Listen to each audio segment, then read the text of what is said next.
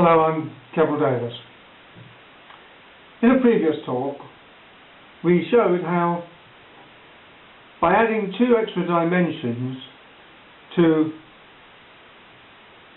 the normal one that we see and measure, we can still see a piece of string exactly as we see it now. We also went on to discuss what happened if we added three extra dimensions, making four in total. And to do this, we use the quaternary equation, which I shall show you here again, about with regards to space-time. The perceived space-time is equal to plus or minus the square root of the real space-time, what we can see, we can measure, the unreal space-time squared, the imaginary space-time, and the minus imaginary space-time figure. You will notice that the coefficients of each of these terms reflects the fourth roots of 1, which are plus 1, minus 1, I, and minus I. When we look at the quaternary equation, we can see, and work it out, we can see that the real terms, those without I, are cancelled out exactly by the imaginary terms, so that we have 0.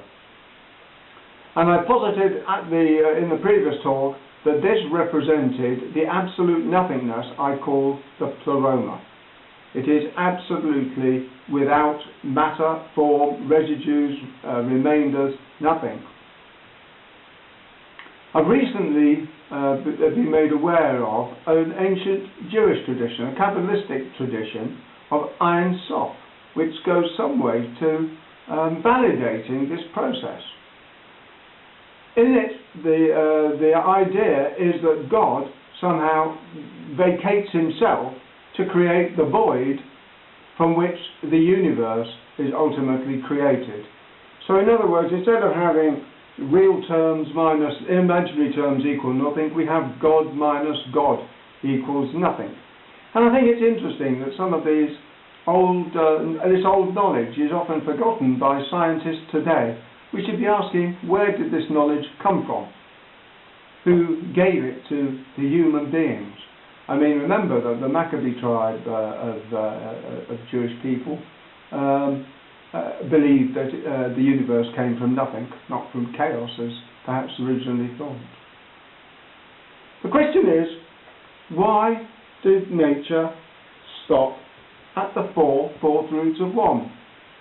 Why not the eighth roots 1? Well, there aren't eighth roots, I think there's 6, because we have the real terms and then we have derivatives of the imaginary terms, the square root of minus 1, etc. Well, the answer is astonishing.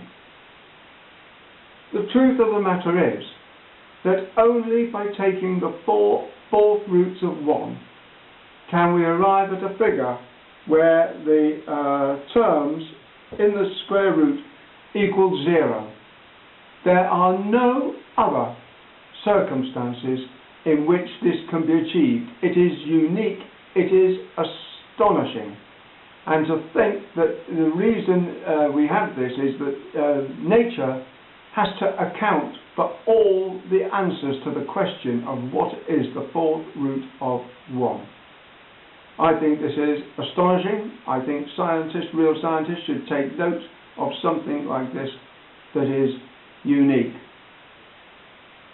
That's about all I've got to say this time. Thank you for listening.